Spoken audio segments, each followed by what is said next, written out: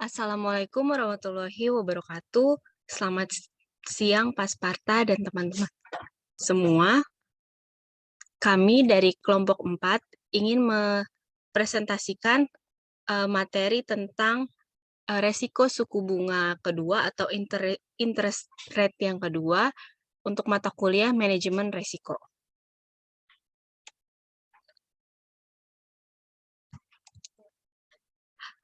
Kelompok 4 terdiri dari saya, Dewi Yulia Biran Pasana, dengan NIM 2019-12-11-032. Selanjutnya, ada saya, Jana Priscilla Jadu, dengan NIM 2019-12-11-020. Selanjutnya,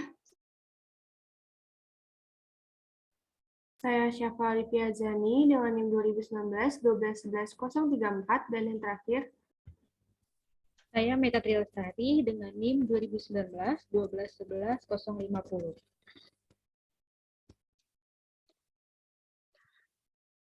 Untuk materi yang akan kita pelajari di interest rate yang kedua ini, yang pertama itu ada introduction atau pengantar, yang kedua itu ada duration atau and a simple introduction, yang ketiga a general formula for duration, yang keempat ada duration feature, yang kelima ada duration and interest rate tricks, yang keenam adalah immunization and regulatory consideration, yang ketujuh adalah difficulty and in applying the duration model. Kita akan masuk ke yang pertama, yaitu pengantar atau introduction.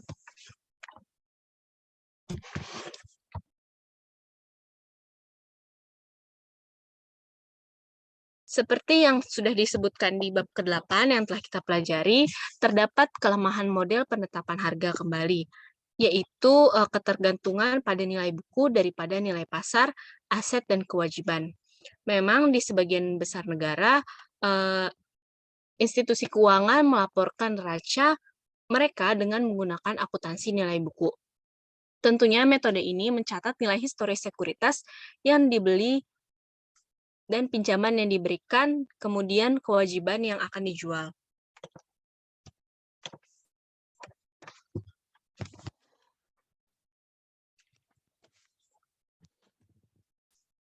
Kemudian, pendekatan akuntansi nilai pasar akan mencerminkan realitas ekonomi atau nilai sebenarnya dari aset dan kewajiban. Jika portofolio dari institusi keuangan ini akan dilikuidasi pada harga sekuritas hari ini daripada harga saat aset dan kewajiban awalnya dibeli ataupun dijual. Nah, pada prakteknya, penilaian sekuritas ini pada nilai pasarnya disebut sebagai pendanaan ke pasar. Nah, di bab kedua tentang pengukuran risiko suku bunga ini, penulis telah menyajikan nilai pasar praktik penilaian sekuritas pada nilai pasarnya. Nah, disebut sebagai penandaan ke pasar. Di sini, penulis akan menjelaskan konsep durasi dan melihat bahwa durasi dan kesenjangan durasi merupakan ukuran yang lebih akurat dari exposure resiko suku bunga lembaga keuangan daripada model kesenjangan penetapan harga yang dijelaskan di bab 8. Tidak seperti model kesenjangan penetapan harga, kesenjangan durasi akan mempertimbangkan nilai pasar dan distribusi jatuh tempo aset dan kewajiban lembaga keuangan.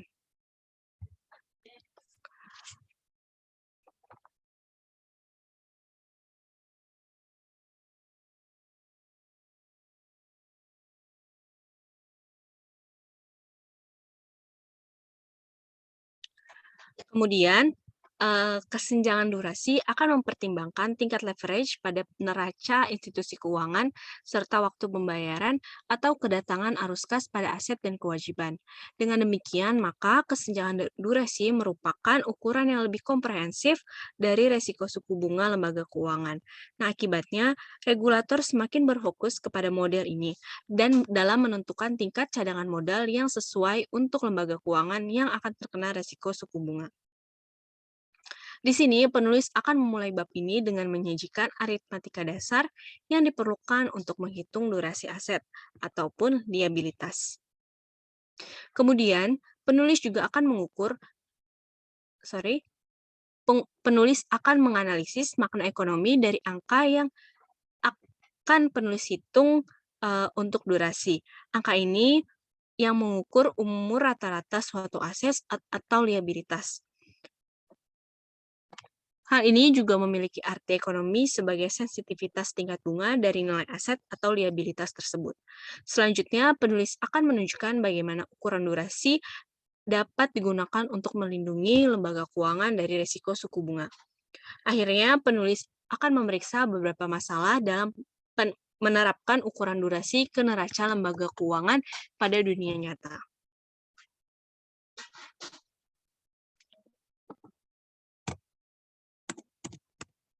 Kita akan masuk di subbab yang pertama, yaitu pengantar sederhana dari durasi.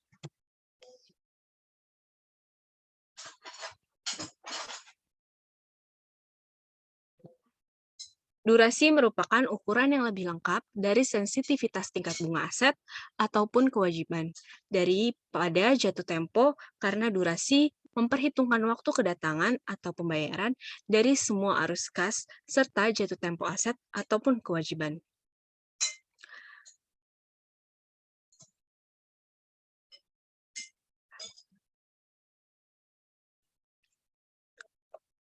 Pertimbangan pinjaman dengan tingkat bunga 15% dan pembayaran yang diperlukan setengah dari $100 pokok pada akhir 6 bulan dan setengah lainnya di akhir tahun. Pinjaman ini akan dibiayai oleh CD 1 tahun yang membayar bunga 15% per 1 tahun.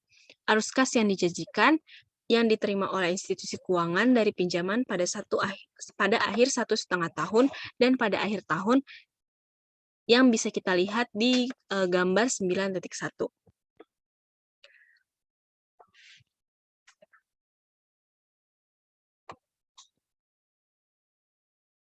Bisa kita lihat di gambar 9.1, CF1/2 merupakan $50, yaitu pembayaran pokok yang dijanjikan akan ditambahkan sebesar $7,5.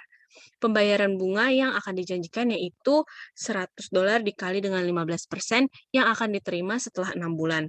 Sedangkan untuk CF1 adalah arus kas yang dijanjikan di akhir tahun dan sama dengan pelunasan pokok kedua $50 yang dijanjikan ditambah dengan $3,75 bunga yang dijanjikan. 3,75 ini didapatkan dari $50 dikali dengan 15%. Nah, untuk membandingkan ukuran relatif dari kedua arus kas ini, kita harus menempatkan dalam dimensi yang sama. Hal ini terjadi karena $1 dari pokok atau bunga yang diterima pada akhir tahun bernilai kurang bagi institusi keuangan dalam hal nilai waktu uang daripada $1 dari pokok atau bunga yang diterima di akhir 6 bulan. Nah, dengan asumsi bahwa tingkat bunga yang dibutuhkan saat ini adalah 15% per tahun. Di sini penulis menghitung nilai sekarang dari dua arus kas yang ditujukan pada gambar 9.2. Ini merupakan gambar 9.2. Di sini bisa kita lihat bahwa karena CF1/2 merupakan arus kas yang diterima pada akhir 1,5 tahun, diterima lebih awal, arus kas tersebut didiskontokan pada 1 plus R, di mana R merupakan arus kas tahunan saat ini, tingkat bunga pinjaman.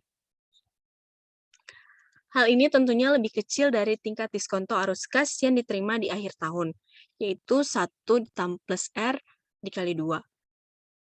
Di gambar 9.2 merangkum nilai sekarang arus kas dari pinjaman.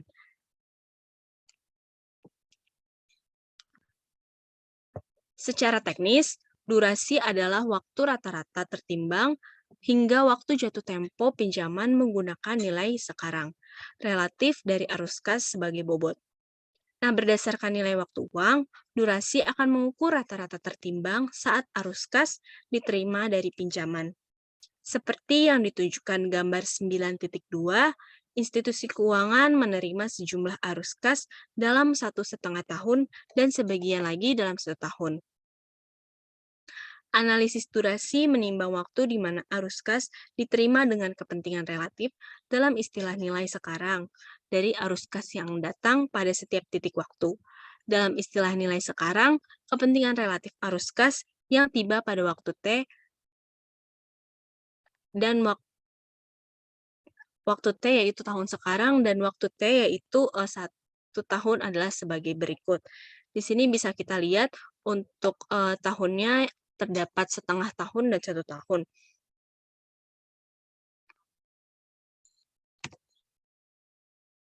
Artinya, dalam istilah nilai sekarang, institusi keuangan menerima 53,49% arus kas atas pinjaman dengan pembayaran pertama pada akhir 6 bulan, dan 46,51% dengan pembayaran kedua di akhir tahun.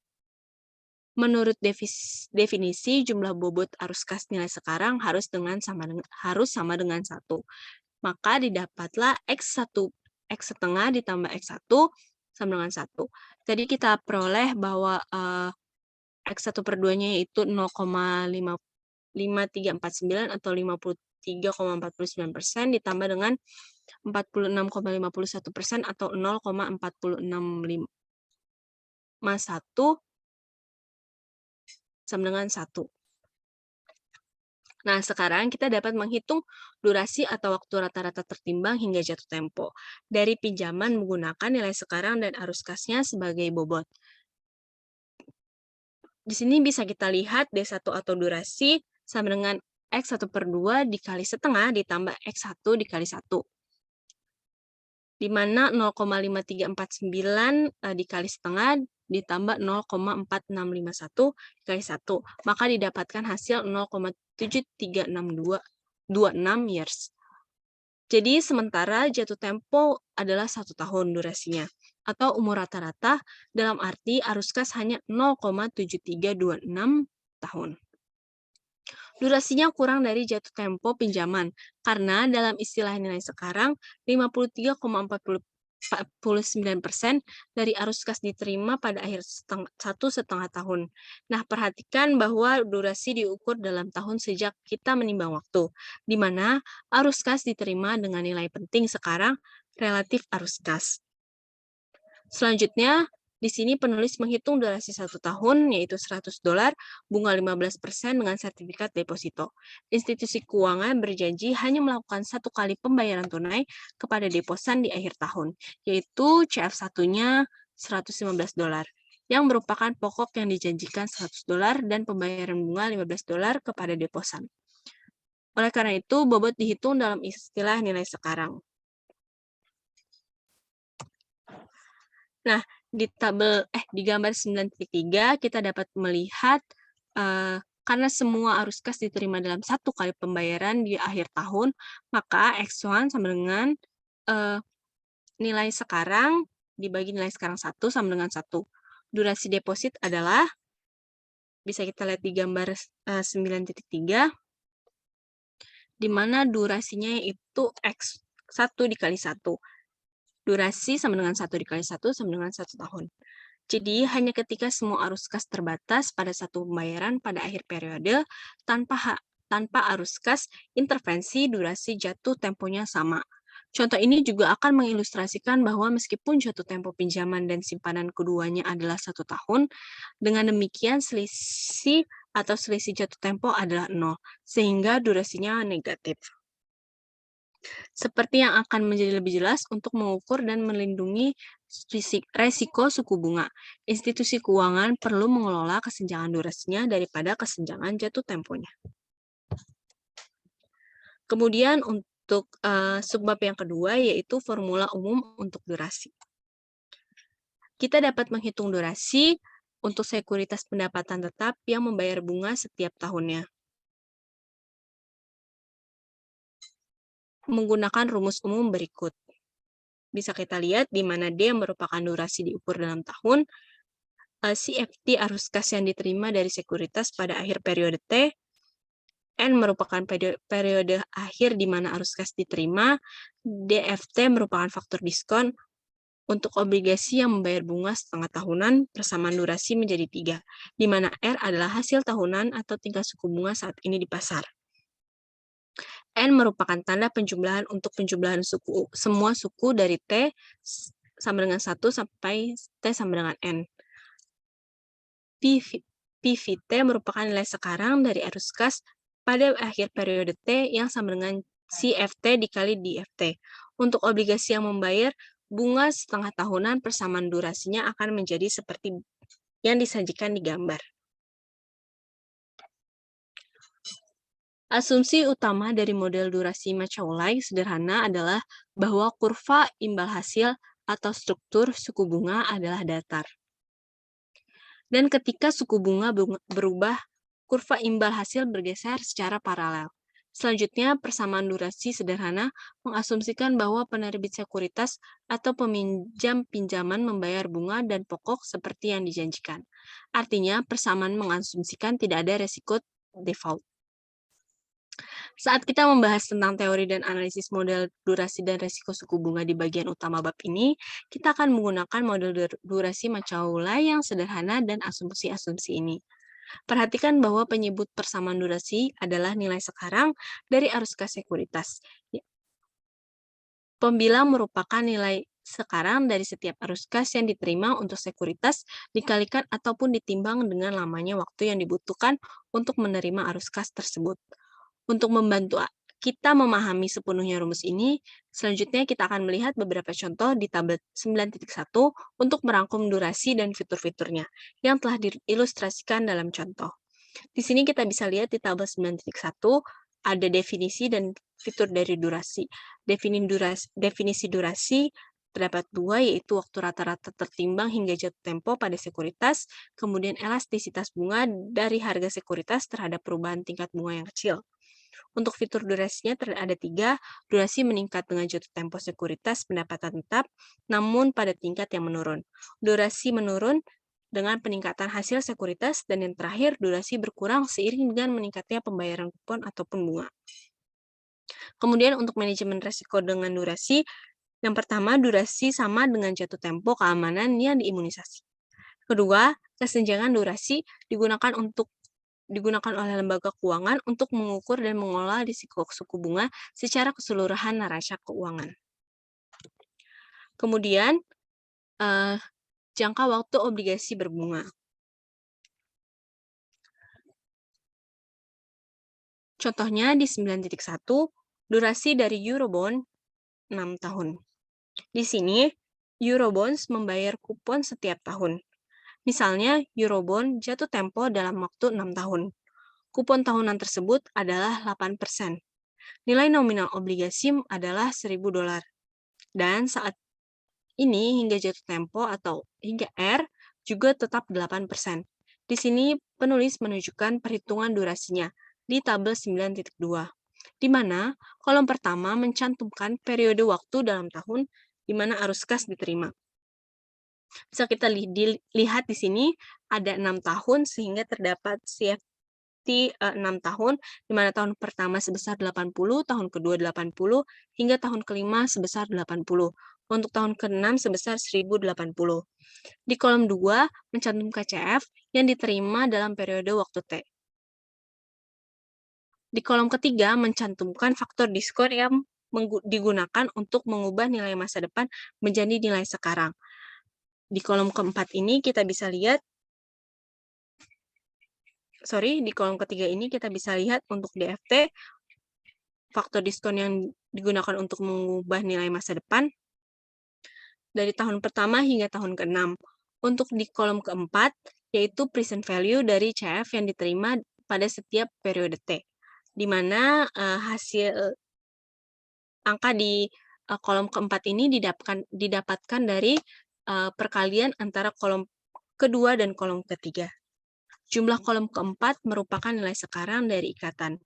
Penyebutan persamaan durasi. Untuk di kolom kelima, yaitu nilai sekarang dari CF yang diterima setiap periode kali waktu yang dibutuhkan untuk menerima CF. Di kolom kelima ini, kita bisa mendapatkan hasilnya dari perkalian antara kolom 1 dengan kolom keempat.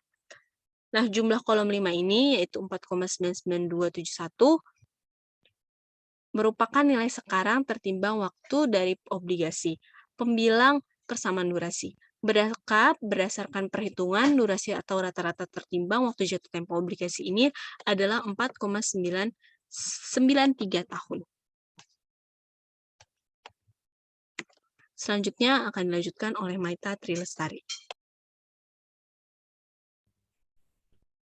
Baik, selanjutnya yaitu ada contoh dari 9.2 tentang durasi obligasi Treasury Amerika Serikat 2 tahun, yaitu obligasi Treasury AS, yaitu membayar bunga kupon setengah tahunan. Dengan contohnya, obligasi Treasury ini jatuh tempo di dalam 2 tahun dengan tingkat kupon tahunan yaitu 8%. Nilai nominalnya adalah $1.000 dan hasil tahunan hingga jatuh tempo atau disingkat R adalah 12%. Jika dilihat dari tabel 9-3 untuk perhitungan durasi obligasi ini, yaitu seperti yang ditunjukkan oleh perhitungan durasi ataupun waktu rata-rata yang tertimbang hingga jatuh tempo pada obligasi ini adalah 1,883 tahun, yaitu didapatkan dari D-nya adalah 1.752,40 dibagi dengan 930,70, yaitu 1.883 tahun. Untuk tabel 9-4 ini menunjukkan bahwa jika tingkat kupon tahunan diturunkan menjadi 6%, maka durasi akan meningkat menjadi 1.909 tahun, yaitu didapatkan dari 1.710,34 dibagi dengan 896,05, yaitu mendapatkan hasil 1.909 tahun.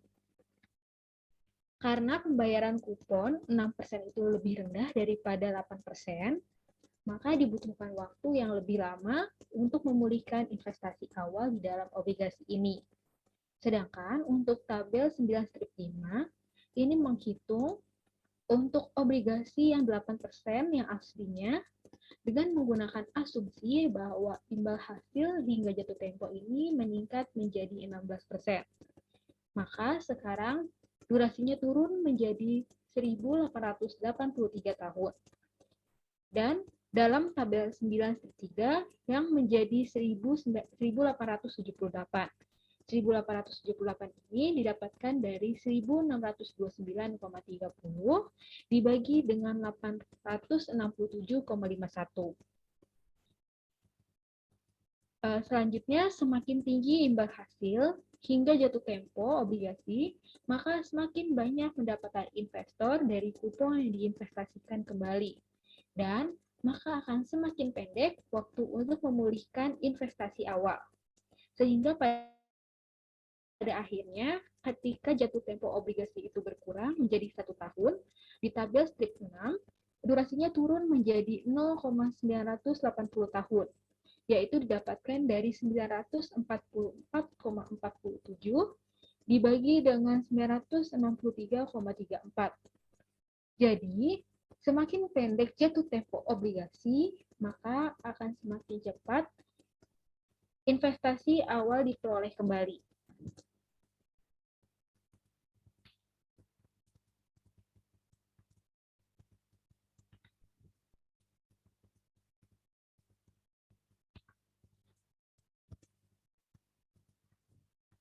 Selanjutnya, kita akan membahas mengenai durasi obligasi tanpa kupon. Di Departemen Amerika telah menciptakan obligasi tanpa kupon yang memungkinkan perusahaan sekuritas dan juga investor lain untuk menghapus kupon individu dan pokok dari obligasi treasury reguler dan juga menjualnya kepada investor sebagai sekuritas terpisah. Di tempat lain, seperti di pasar obligasi korporasi, korporasi telah menerbitkan obligasi diskon atau tanpa diskon secara langsung. T-bills atau kertas komersial biasanya diterbitkan dengan dasar diskon dan juga merupakan contoh tambahan dari obligasi diskon. Obligasi ini dijual dengan diskon dari nilai nominal saat diterbitkan. Sehingga membayar nilai nominal, misalnya $1.000 pada saat jatuh tempo, dan tidak memiliki arus kas intervensi seperti pembayaran kupon antara penerbitan dan juga jatuh tempo.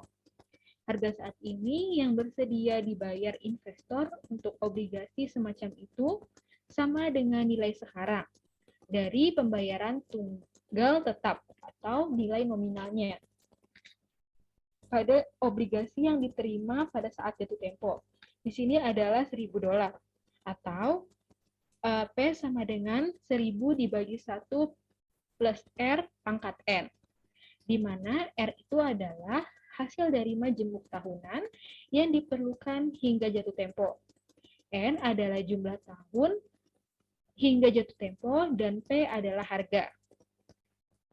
Karena tidak ada arus kas yang mengintervensi seperti kupon antara penerbitan dan jatuh tempo, hal berikut harus benar, yaitu D, B sama dengan MB.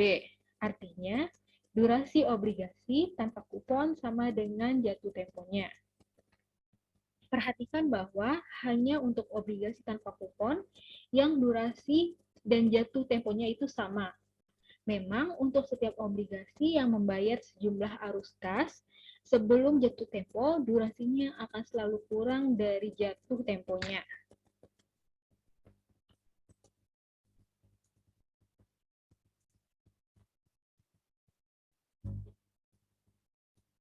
Selanjutnya yaitu mengenai durasi consol bonds, yaitu perpetuities, yaitu sebuah obligasi konsol yang membayar kupon setiap tahunnya. Kupon itu tetap setiap tahunnya. Fitur baru dari ikatan ini adalah bahwa ia tidak pernah jatuh tempo, yaitu adanya kekekalan atau abadi. Rumusnya sebagai berikut.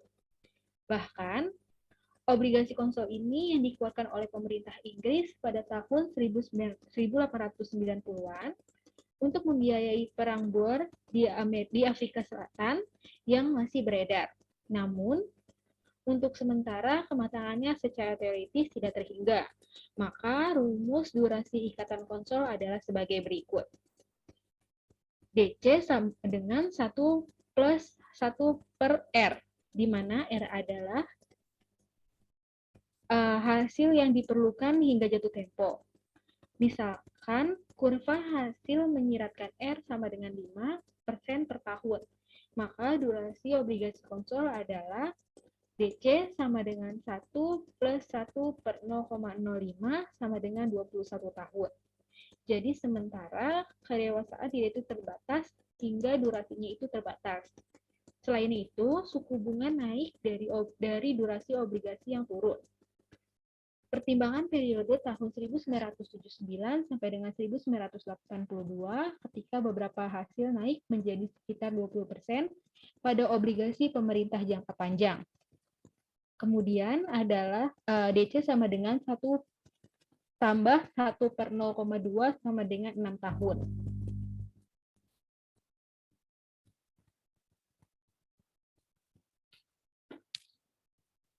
Selanjutnya, kita akan membahas mengenai fitur durasi.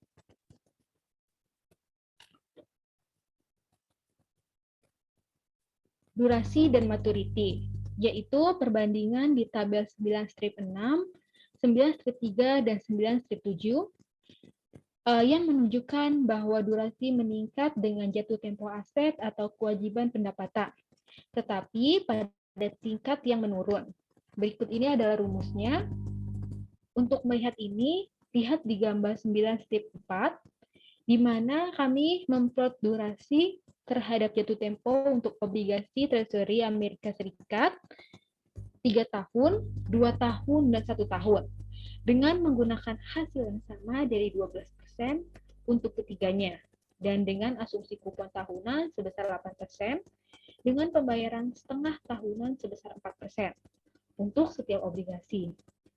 Saat jatuh tempo, obligasi meningkat dari 1 tahun menjadi 2 tahun di tabel 9 strip 6 dan 9 strip 3 yang sudah dijelaskan tadi. Durasi meningkat sebesar 0,903 tahun dari 0,980 tahun menjadi 1.883 tahun. Meningkatkan kedewasaan satu tahun tambahan dari 2 tahun menjadi 3 tahun. Dengan meningkatnya durasi sebesar 0,826 dari 1.883 tahun menjadi tingkat durasinya sebesar 2.709 tahun yang didapatkan dari 2.442,40 dibagi dengan 901,65. Maka didapatkan hasil adalah 2.709 tahun.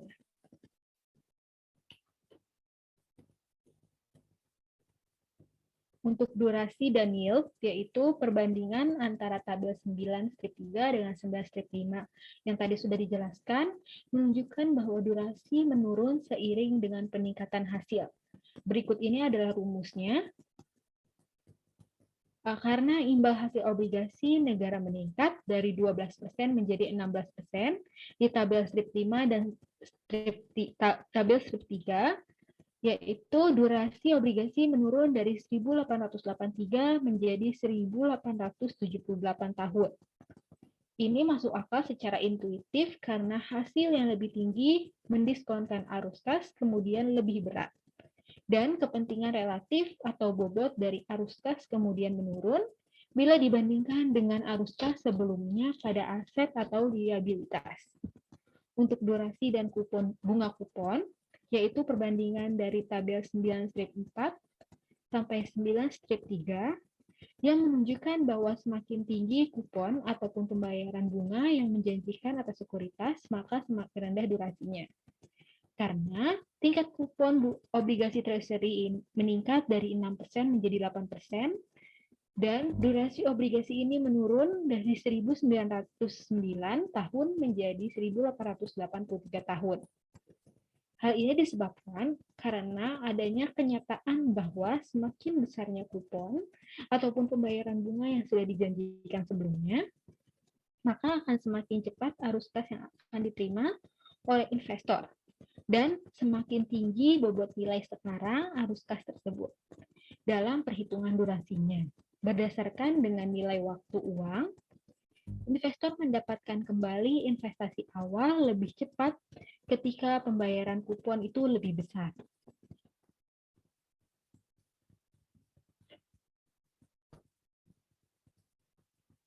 Maka makna ekonomi durasi yaitu sejauh ini kami telah menghitung durasi untuk sejumlah aset maupun kewajiban pendapatan tetap yang berbeda. Sekarang kami siap untuk membuat hubungan langsung antara jumlah yang diukur dalam tahun yang kami sebut durasi dan juga sensitivitas tingkat bunga dari aset maupun kewajiban atau seluruh portofolio financial institution. Selain menjadi ukuran umur rata-rata dalam pengertian arus kas dari suatu aset atau liabilitas, durasi juga merupakan ukuran langsung dari sensitivitas tingkat bunga atau elastisitas dari aset maupun kewajiban. Dengan kata lain, semakin besar nilai numerik D-nya, maka semakin sensitif harga aset atau liabilitas tersebut terhadap perubahan atau guncangan terhadap suku bunga. Perhatikan persamaan berikut yang menunjukkan bahwa harga saat ini dari nilai obligasi yang membayar bunga setiap tahun dengan nilai sekarang dari kupon dan juga pembayaran pokok obligasi. Berikut ini adalah rumusnya, di mana P itu adalah price-nya, di mana C adalah kuponnya yang dibayar per tahun atau interest payment-nya, di mana R adalah yield-nya, N adalah number of period, dan F adalah face value.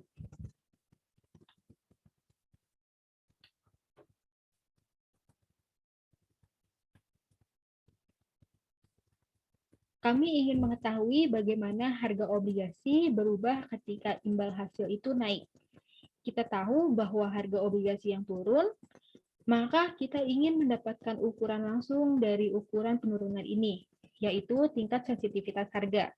mengambil turunan dari harga obligasi atau P sehubungan dengan imbal hasil hingga jatuh tempo, yaitu rumusnya adalah DP dibagi DR sama dengan min 1/1 plus R dikali P kali D, dengan mengkalikan silang, atau sebagai alternatif, dan mengakui bahwa perubahan suku bunga cenderung diskrit sebagai berikut.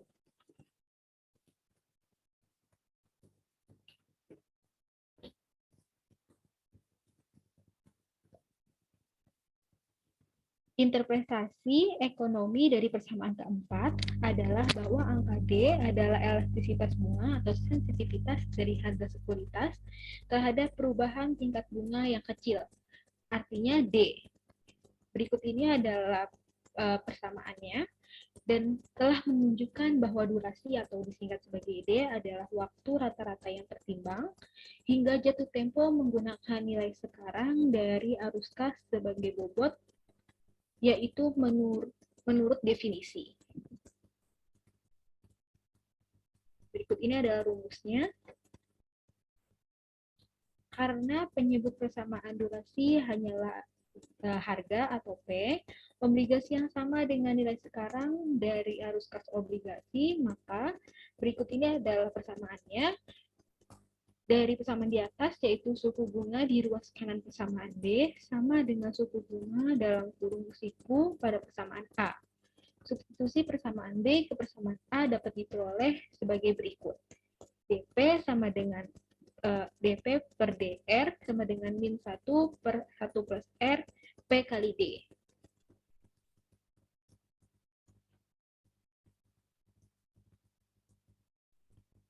Persamaan 4 dapat disusun kembali dengan cara lain yang berguna untuk interpretasi mengenai sensitivitas suku bunga. Artinya, persentase perubahan harga obligasi untuk perubahan bunga dapat ditulis sebagai berikut. Persamaan 5 yang sudah ditunjukkan di atas, yaitu menunjukkan bahwa untuk perubahan kecil dalam suku bunga, harga obligasi bergerak secara berbanding terbalik menurut ukuran durasi. Jelas, untuk setiap suku bunga tertentu, sekuritas durasi panjang menderita kerugian modal yang lebih besar atau menerima capital gain yang lebih tinggi jika suku bunga itu naik ataupun turun daripada sekuritas yang berdurasi yang pendek. Implikasinya adalah keuntungan maupun kerugian di dalam model durasi adalah artinya jika kita mengulangi contoh di atas tetapi membiarkan suku bunga itu turun 1 basis poin tiap tahun atau setengah basis poin setiap setengah tahun, presentasi kenaikan obligasi akan sebanding dengan durasi. Selanjutnya, keuntungan modal akan menjadi cerminan kerugian modal untuk kenaikan suku bunga kecil yang sama.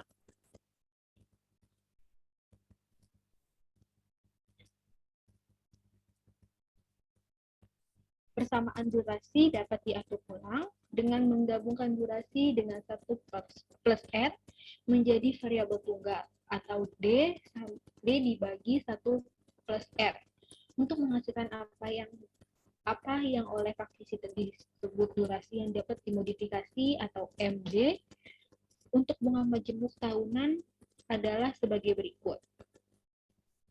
Bentuk ini lebih intuitif karena kita mengalihkan MD dengan perubahan yang sederhana di dalam suku bunga daripada perubahan diskonto dalam suku bunga seperti di dalam persamaan durasi umum. Durasi adalah ukuran persentase perubahan harga sekuritas untuk perubahan 1% di dalam pengembalian sekuritas. Durasi dolar adalah perubahan nilai dolar dalam harga sekuritas menjadi perubahan 1% dalam pengembalian sekuritas. Durasi dolar dapat didefinisikan sebagai durasi yang dimodifikasi dikalikan dengan harga sekuritas, yaitu dollar duration sama dengan MD dikali P.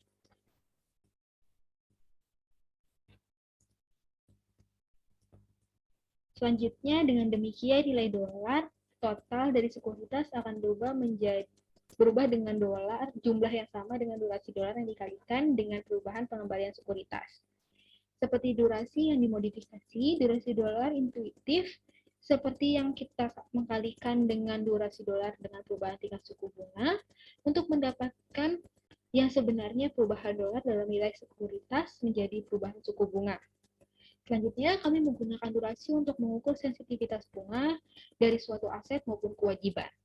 Sebagai contohnya, di 9/3 ini, di 6 tahun dalam 6 tahun Eurobond, yaitu di dalam contoh 9/1 untuk Eurobond selama 6 tahun dengan kupon 8% dan hasilnya itu adalah 8%, kami menentukan pada tabel 9/2 bahwa durasinya kira-kira itu adalah 4,993 tahun, yaitu didapat dari durasi yang dimodifikasi adalah FD sama dengan D dibagi 1 plus R adalah 4.993 dibagi 1,08 adalah 4,623, yang artinya harga obligasi akan naik sebesar 4.623% untuk penurunan suku bunga obligasi sebesar 1%. Yang selanjutnya, maka durasi dolarnya adalah 4,623 dikali $1.000 adalah 4.623.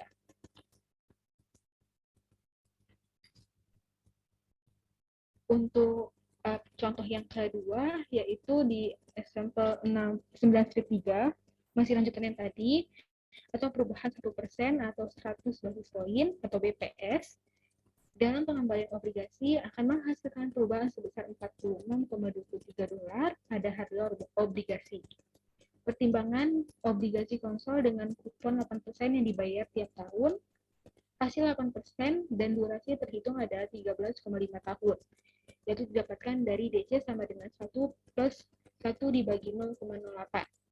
Jadi, untuk perubahan suatu basis poin atau BP, dalam hasil yaitu 8% menjadi 8,01%. Untuk melihat ini, anggaplah bahwa hasil naik 1 basis poin, yaitu 1/100 dari 1%. Sehingga 8% hingga 8,01%. Kemudian adalah berikut ini, yaitu didapatkan harga obligasi adalah $1.000, yang merupakan nilai sekarang dari obligasi 6 tahun dengan kupon 8% dan hasilnya itu 8%. Pola durasi dan khususnya durasi dolar memprediksi bahwa harga obligasi akan turun menjadi $999,5377 setelah kenaikan hasil sebesar 1 basis poin, yang artinya harga akan berubah sebesar minus 4.623 dikalikan dengan 0,0001 sama dengan minus 0,46. Pertimbangan kembali bagaimana durasi mempengaruhi perubahan harga sekuritas untuk perubahan tertentu dalam tingkat bunga.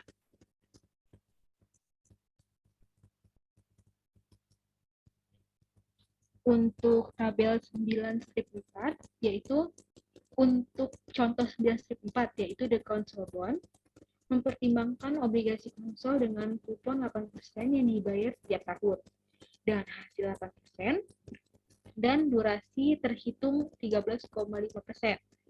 Jadi, untuk perubahan 1 basis poin adalah 8% menjadi 8,01%, yaitu didapat sama dengan 0,00125 atau minus 0,125%.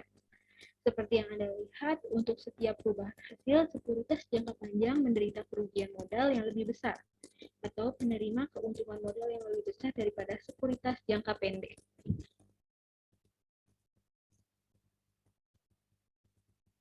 Selanjutnya akan dilanjutkan oleh Janet.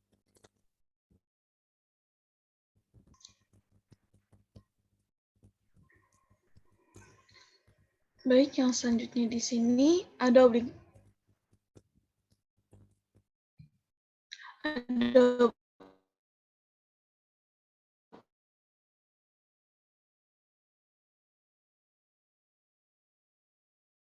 obligasi kupon setengah tahunan.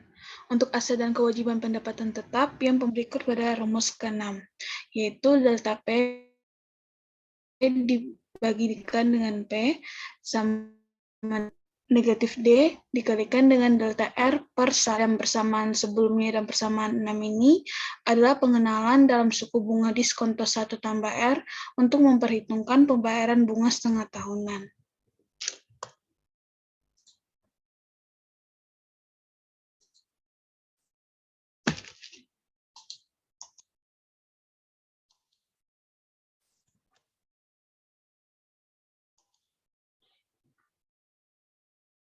Yang selanjutnya ada durasi dan resiko suku bunga.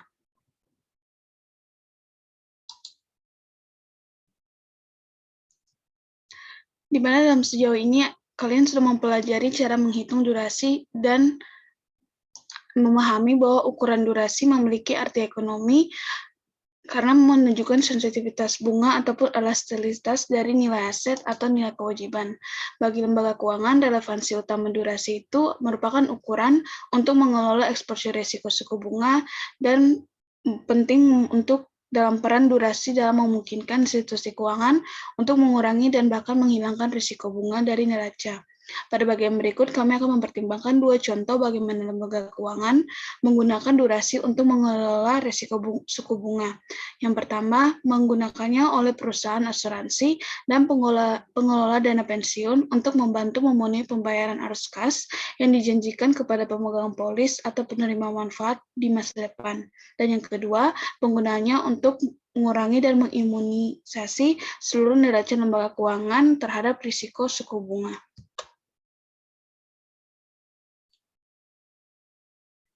Selanjutnya untuk manajemen risiko durasi dan suku bunga pada suatu efek, di mana manajer dana pensiun ataupun perusahaan asuransi jiwa biasanya menghadapi masalah dalam menyusun investasi aset, sehingga mereka dapat membayar sejumlah uang tunai kepada pemegang polis dalam beberapa periode mendatang.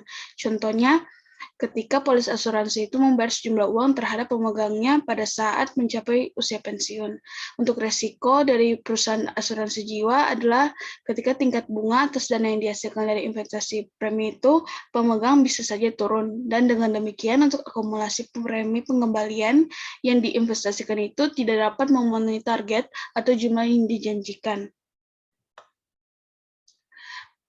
Sehingga untuk mengimunisasi atau dalam hal melindungi dari risiko bunga, perusahaan asuransi perlu untuk menentukan investasi mana yang akan menghasilkan arus kas tepat dalam tahun, yaitu 5 tahun, dan terlepas dari apa yang terjadi pada suku bunga dalam waktu yang dekat.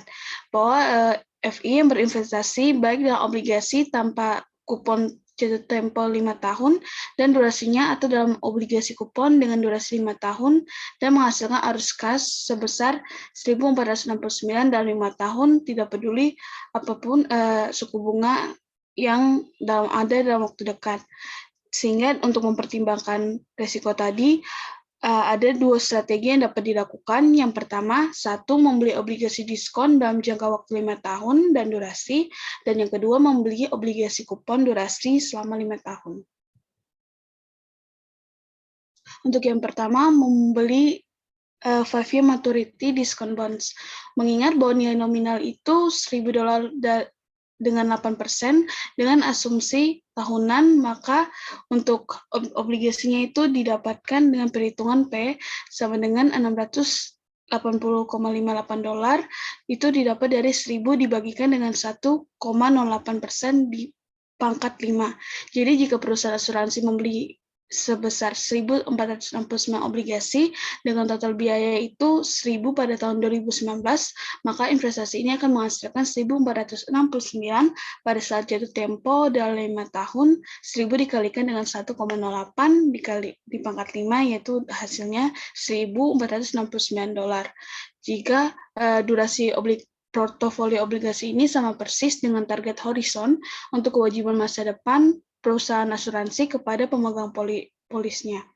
Secara intuitif, karena tidak ada arus kas ataupun kupon intervensi yang dibayarkan oleh penerbit obligasi diskonto tanpa kupon, perubahan suku bunga di masa depan tidak memiliki efek pendapatan reinvestasi.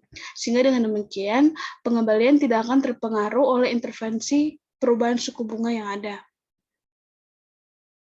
Yang kedua, membeli 5-year duration coupon bond.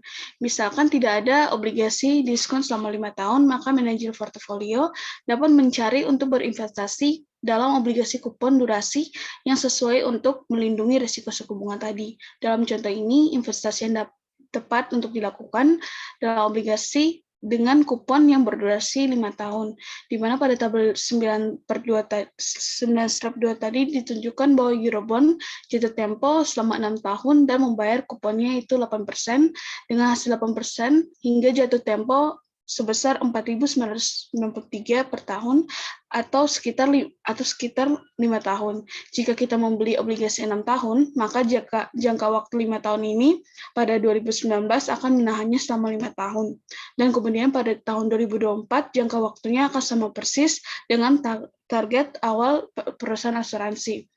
Dan arus kas yang dihasilkan pada akhir 5 tahun itu akan menjadi 1.469 dan tetap pada 8% atau secara instan juga bisa menaik menjadi 9% ataupun menurun ke 7%. Dengan demikian, membeli obligasi kupon yang durasinya sama persis dengan waktu dari perusahaan asuransi akan mengimunisasi atau melindungi perusahaan asuransi terhadap perubahan suku bunga yang terjadi. Yang selanjutnya,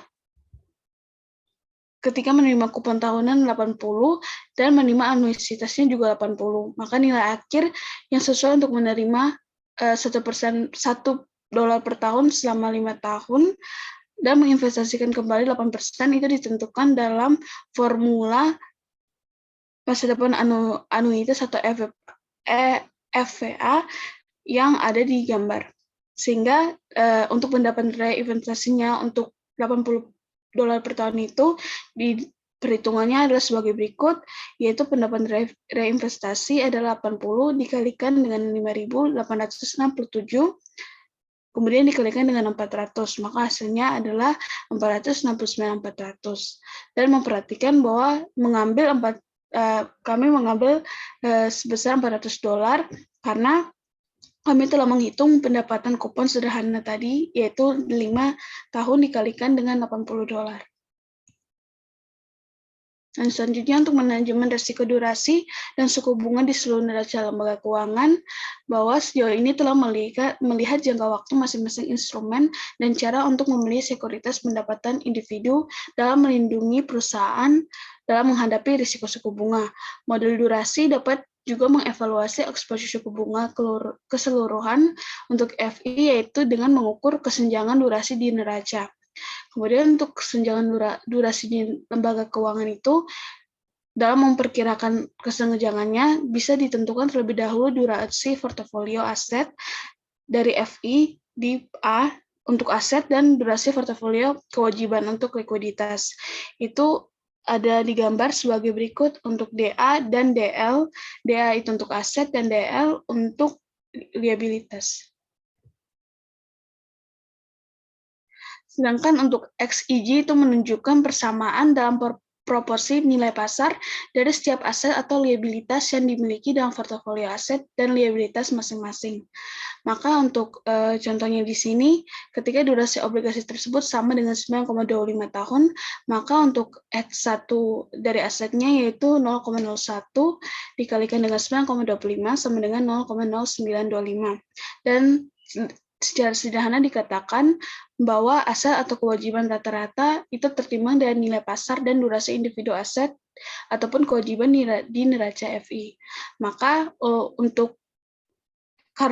karena diketahui bahwa delta E itu sama dengan delta aset dikurangi dengan delta L, maka kita perlu menentukan bagaimana delta A dan delta L dalam perubahan nilai pasar aset dan kewajiban di neraca dan kaitannya dengan durasi. Maka dari model durasi, dengan asumsi bunga majemuk didapatkan persamaan baru untuk delta A dan delta L pada gambar di bawah. Di sini penggantian dari delta A per A atau delta L per L itu menunjukkan presentasi perubahan nilai pasar aset ataupun kewajiban untuk delta P per P. Maka presentasi perubahan harga obligasi tunggal dan DA dan DL, durasi aset FI itu dalam portofolio kewajiban untuk durasi D pada setiap obligasi, deposito, ataupun pinjaman. Kemudian untuk istilah delta R dibagikan dengan 1 per R itu mencerminkan bagaimana guncangan terhadap suku bunga seperti sebelumnya. Persamaan ini dapat dituliskan kembali untuk menunjukkan perubahan dolar dalam aset kewajiban dalam neraca FI. Maka delta itu untuk delta yang aset itu ditunjukkan pada persamaan ke-7 dan untuk liabilitas itu menunjukkan pada persamaan ke-8 dan kemudian kita dapat mensubstitusikan kedua ekspresi dari persamaan 7 dan 8 dalam persamaan delta E sama dengan delta A dikurangi delta L. dan menata ulang dan menggabungkan persamaan ini untuk menghasilkan ukuran perubahan nilai pasar ekuitas dalam neraca FI. Maka untuk penggabungan dari persamaan 7 dan 8 itu ditunjukkan pada delta E, persamaan delta E dalam persamaan di gambar 9, di mana untuk K itu menunjukkan liabilitas per aset atau ukuran dari leverage dari institut keuangan. Sehingga untuk mengaruh suku bunga pada nilai pasar FI ekuitas atau kekayaan bersih delta E dipecah menjadi 3 efek, yaitu kesenjangan durasi yang disesuaikan dengan leverage, yang kedua ukuran FI, dan yang ketiga besarnya shock dari suku bunga, yaitu yang diketahui dari delta R per 1 tambah R. Dan mengingat hal ini, akan menyatakan bahwa kekayaan bersih FI sebagai delta E itu adalah kesenjangan durasi yang disesuaikan dengan leverage, dikalikan dengan ukuran aset, dan dikalikan dengan guncangan suku bunga. Di mana pada persamaan 9 tadi juga dikatakan bahwa model durasi dari manajer FI itu merupakan ukuran tolak ukur dari kinerja FI untuk berbagai perubahan suku bunga, dan oleh karena itu sejauh mana ini FI juga terkena risiko untuk suku bunga. Jadi jika untuk perubahan suku bunga yang diharapkan, manajer akan menemukan perubahan ekuitas ataupun menjadi kecil atau negatif, dan modal durasi dapat digunakan untuk mengidentifikasi perubahan yang diperlukan dalam ataupun di luar neraca FI. Dengan menggunakan contoh yang ada, bagian berikutnya akan menjelaskan bagaimana manajer untuk dapat menggunakan informasi tentang durasi untuk mereinstruksiasi neraca dalam membatasi kerugian yang akan terjadi dalam perusahaan. Maka untuk contohnya di sini, ketika manajer FI menghitung bahwa DA-nya itu sama dengan 5 tahun dan DL-nya 3 tahun. Jadi meskipun terjadi kenaikan suku bunga, tidak akan mendorong FI dalam kebangkrutan ekonomi. Untuk mengatasi efek ini, manajer dapat mengurangi kesenjangan durasi FI dengan kesenjangannya itu dihitung dari persamaan delta E pada gambar. Kemudian, untuk melakukan hal ini, FI juga tidak boleh secara langsung menetapkan bahwa DA itu sama dengan DL dan mengabaikan fakta bahwa aset dari FI aset dan tidak sama dengan kewajiban pinjamannya atau liabilitas. Maka untuk melihat pentingnya anjak piutang dan leverage, manajer akan menambah durasi kewajiban LK menjadi 5 tahun, sama seperti DA untuk aset, dan akan diubah dari persamaan awal DE itu menjadi DE sama dengan negatif 5, dikurangi 0,9 dikali 5, kemudian dikalikan dengan 100 juta, dan dikalikan dengan 0,01 per 1,10. Maka hasil akhirnya akan menjadi negatif 0,45 miliar. Maka dari hasil ini dikatakan bahwa FI masih mengalami kerugian sebesar 0,45 juta dolar jika tarif mengalami kenaikan selama 1%. Dan strategi yang tepat akan melibatkan perubahan DL sampai DA sama dengan KDL untuk 5 tahun yang ditunjukkan pada gambar terakhir di bawah.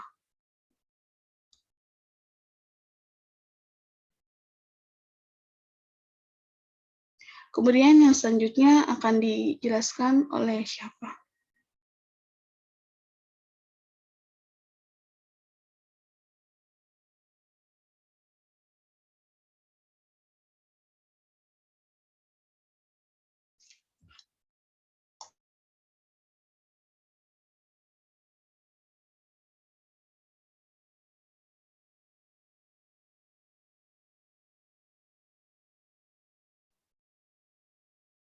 Baik, akan saya lanjutkan.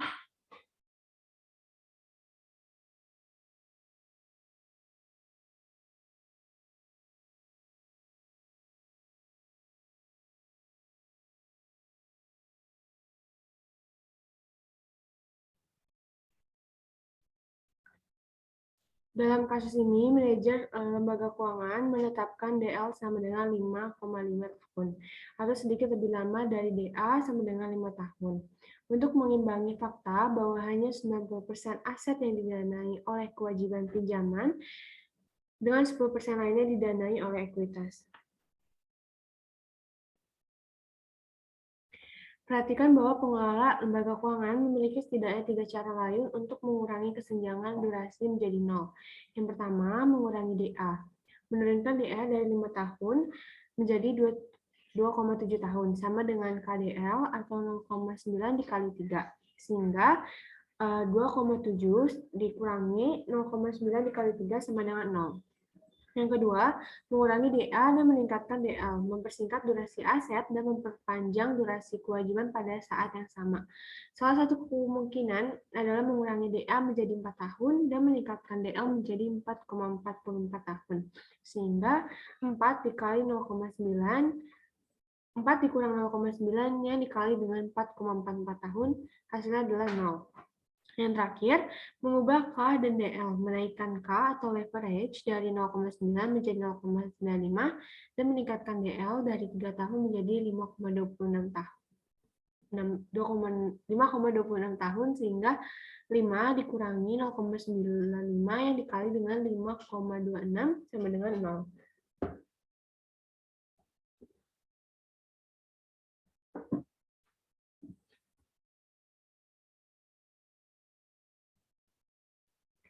Pembahasan yang kelima yaitu immunization and regulatory consideration.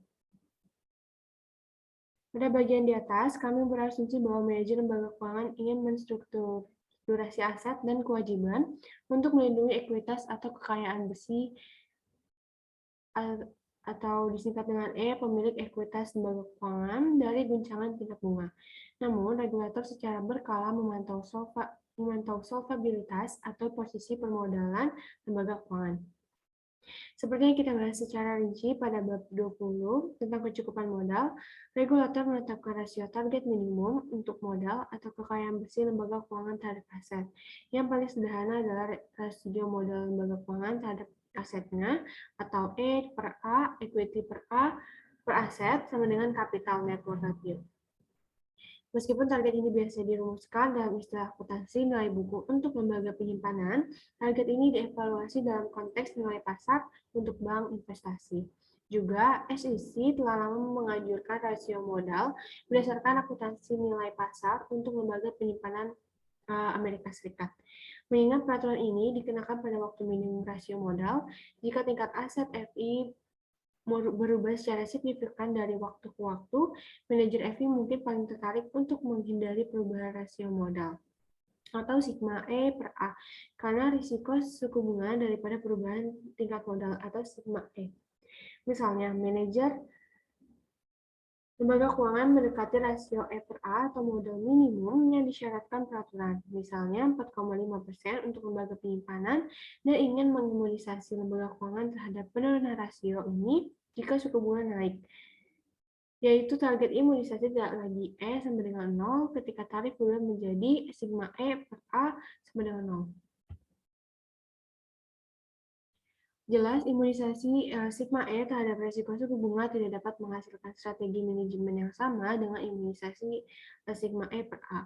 Portofolio yang dibuat untuk imunisasi sigma E akan memiliki durasi yang sesuai dengan yang dibutuhkan untuk imunisasi sigma E per A, atau lebih sederhana, manajer dapat memuaskan pemegang saham lembaga keuangan atau regulator tetapi tidak keduanya secara bersamaan. Lebih khusus lagi, ketika tujuannya adalah untuk mengimunisasi modal ekuitas terhadap risiko suku bunga, yaitu untuk menetapkan sigma E sama dengan 0, manajer lembaga keuangan harus menyusun neraca sehingga kesenjangan durasi yang disesuaikan dengan leverage adalah 0. Sebagai perbandingan untuk mengimunisasi rasio modal, yaitu menetapkan sigma E per A sama dengan 0, manajer perlu menetapkan DA sama dengan DL. Dalam skenario ini, efek penyesuaian leverage atau K turun. Jika DA sama dengan 5, maka imunisasi rasio modal akan membutuhkan pengaturan DL sama dengan 5.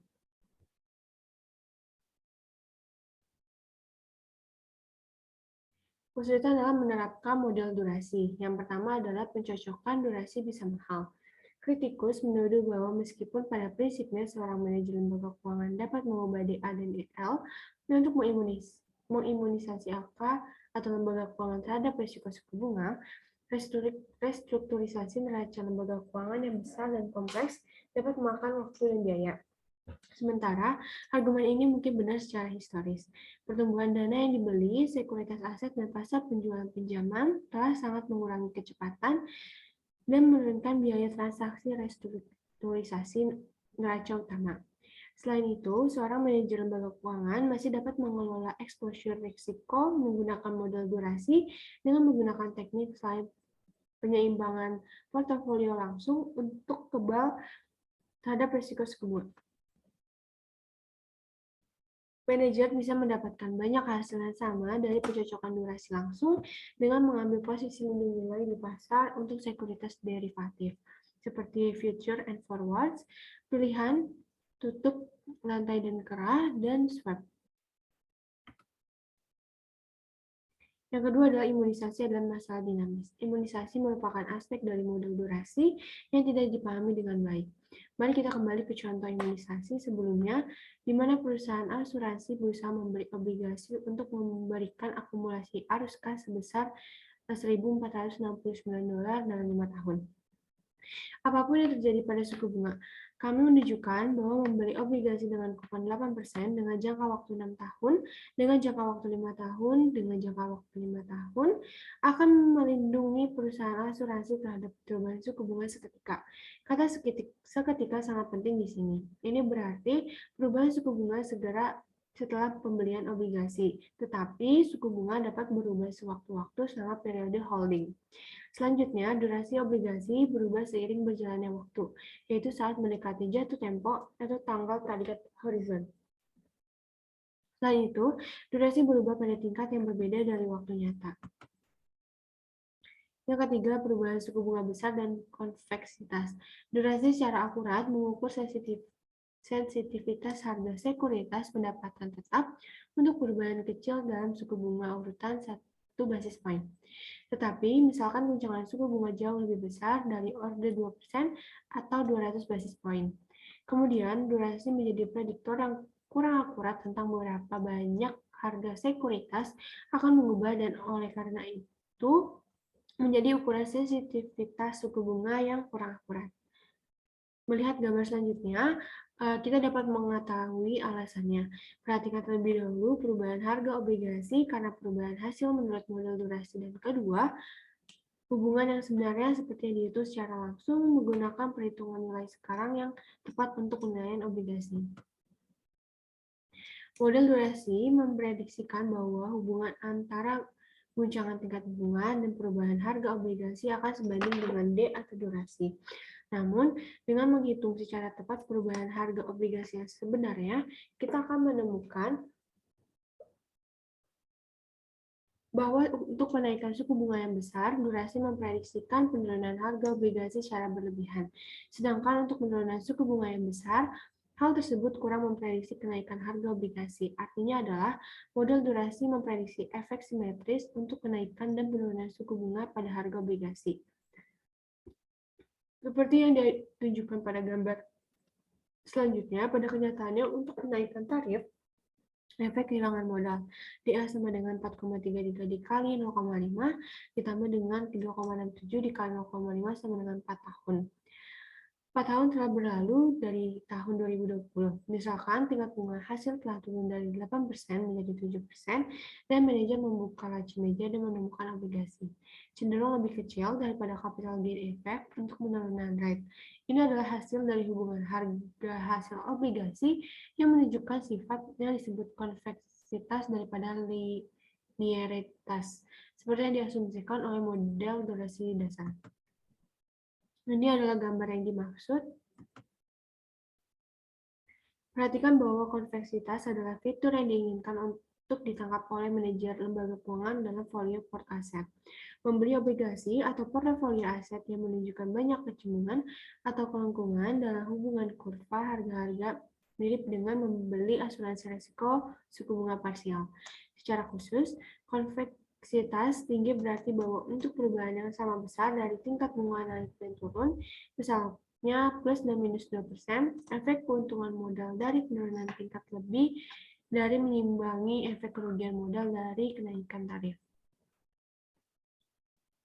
Untuk melihat pentingnya memperhitungkan efek kompleksitas dalam menilai dampak perubahan kurs yang besar pada portofolio lembaga keuangan, pertimbangan Eurobond 6 tahun dengan kupon dan hasil 8%.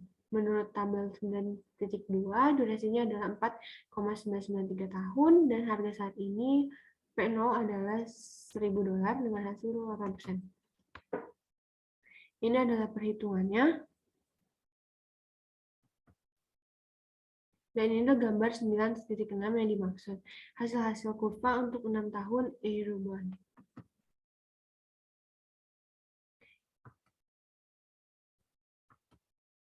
Dapat dilihat pada titik C pada gambar 9.6. Seperti yang Anda lihat, penurunan harga yang sebenarnya atau aktual lebih kecil dari perkiraan penurunan sebesar $5.358. Ini berarti ada kesalahan lebih dari 0,5% menggunakan model durasi. Alasan untuk ini adalah kecemburuan alami pada harga kurva imbal hasil saat imbal hasil meningkat. Membalikan eksperimen mengungkapkan bahwa model durasi akan memprediksi harga obligasi naik sebesar 9,2463% jika imbal hasil turun dari 8 menjadi 6%, menghasilkan prediksi harga sebesar $1.092,463.